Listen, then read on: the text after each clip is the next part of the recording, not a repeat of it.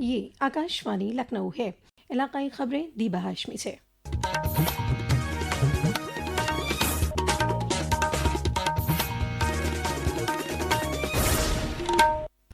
वजीर आजम नरेंद्र मोदी ने कल सुशीला कार्की को नेपाल की अबूरी हुकूमत की वजीर आजम के तौर पर जिम्मेदारी हासिल करने पर मुबारकबाद पेश की है। उन्होंने यकीन जाहिर किया कि मोहतरमा सुशीला कार्की नेपाल में अमन, खैर सगाली और इस्तेहकाम की राह हमवार करेंगी।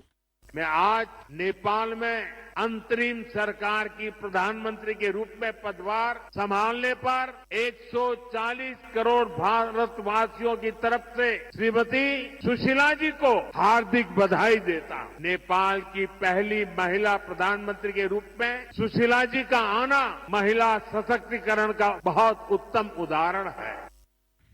दरियासना नेपाल के सदर जमहूरिया रामचंद्र पौडेल ने सभी पार्टियों से 5 मार्च 2026 को होने वाली नुमाइंदे जलसे के इंतखाब को कामयाबी के साथ मुनक़िद कराने में ताउन की अपील की है।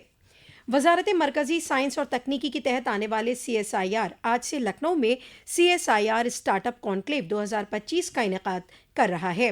कॉन्क्लेव की इफ्तिताही तकरीब में नायब वजीर आला ब्रजेश पाठक और CSIR की डायरेक्टर जनरल डॉक्टर N कलाई सेल्वी हिस्सा लेंगी।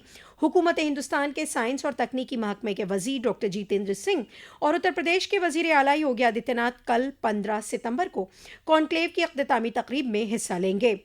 लखनऊ वाक़ई नेशनल बॉटनिकल रिसर्च इंस्टीट्यूट के डायरेक्टर डॉक्टर अजीत कुमार शास्त्री ने बताया कि कॉन्क्लेव का खुसूसी मकसद नौजवानों को खुद रोजगार के लिए राग़िब करना है और उन्हें स्टार्टअप से जोड़ना है। उन्होंने कहा कि वज़ीर आज़म नरेंद्र मोदी 2047 तक विकसित भारत बनाना चाहते हैं और ये उसी सिमत में की गई एक पेश कदमी है। दरियासना साइंस और तकनीकी महकमे के वजीर डॉक्टर जितेंद्र सिंह ने एक ट्वीट में कहा कि वजीर आजम नरेंद्र मोदी की क़यादत वाली हुकूमत के जरिए मुहैया किए गए एक काबिल माहौल के साथ ये कॉन्क्लेव हिंदुस्तान के सफ़र को एक आलमी मरकज़ बनने की सिमत और रफ्तार देने के लिए तैयार है और ये विकसित भारत के नज़रिए को साकार करने में अहम रोल अदा करेगा।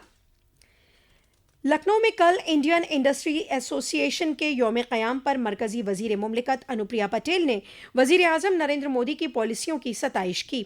उन्होंने 2047 तक विकसित भारत के ख्वाब को दोहराया और MSME को बरामदात के मुतबादल के तौर पर देखने की बात कही। उन्होंने कहा कि हुकूमत सनती तरक्की में कारोबारियों के साथ है और वोकल फॉर लोकल के विजन को शर्मिंदा ताबीर करने के लिए पुरअहद है। मोहतरमा पटेल ने कहा कि वज़ीर आज़म की क़यादत में हिंदुस्तान बड़े ख्वाब देखता भी है और उनको मुकम्मल करते हुए तेज़ रफ्तार से आगे भी बढ़ता है। इस साल यौम आज़ादी के मौके पर लाल किले की प्राचीर से वज़ीर आज़म नरेंद्र मोदी ने दिवाली तक GST इस्लाहात का ऐलान किया था। 3 सितंबर को GST काउंसिल के जरिए आम लोगों की ज़िंदगियों को आसान बनाने के लिए कई घरेलू सामानों पर टैक्स की शरों में कटौती के साथ उनका ये ख्वाब शर्मिंदा ताबीर हुआ। स्टेशनरी सामानों पर किए गए इस्लाहात पर पेश है एक रिपोर्ट।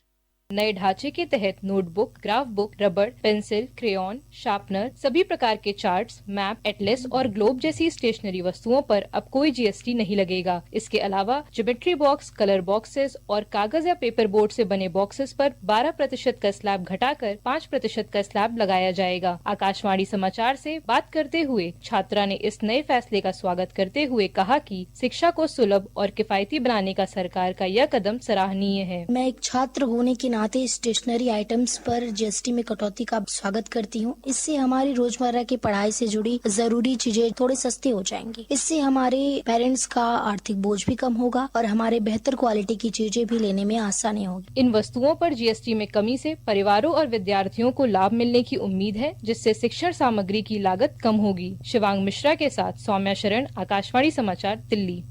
आज यौम हिंदी है। आज ही के दिन साल 1949 में संविधान सभा ने देवनागरी लिपि में हिंदी को मुल्क की राजभाषा के तौर पर कबूल किया था। आज हिंदी दुनिया की सबसे ज़्यादा बोली जाने वाली ज़ुबानों में से एक है और 52 करोड़ से ज़्यादा आवाम की ज़ुबानें अव्वल है। उत्तर प्रदेश के सभी ज़िला में आज यौम हिंदी मनाया जा रहा है। इस मौके पर हिंदी ज़ुबान की अहमियत पर गौर ख़ौस के लिए मुख्तलिफ सरकारी और गैर सरकारी इदारों में प्रोग्राम मुनक़िद किए जा रहे हैं। अमरोहा में भी स्कूलों कॉलेजों में हिंदी के मद्देनज़र मजमून, स्पीच और सवाल जवाब जैसे मुकाबले भी मुनक़िद किए जा रहे हैं। इससे कबल कल शाम बदायूं में भी यौम हिंदी की माक़बल शाम तरह तरह के प्रोग्राम मुनक़िद किए गए।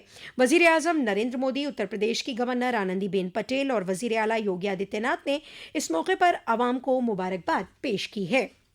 शुमाल मशरक़ी रेलवे इंतज़ामिया दशहरा, दिवाली और छठ के मौके पर लखनऊ से होकर नागपुर से समस्तीपुर के लिए स्पेशल ट्रेन चलाएगा। इससे वेटिंग की दिक्कतों से जूझ रहे मुसाफिरों को राहत मिलेगी। शुमाल मशरक़ी रेलवे के खुसूसी अवामी राब्ता अफसर पंकज कुमार सिंह ने बताया कि ट्रेन में स्लीपर और जनरल के 6 और थर्ड AC के 4 कोच होंगे।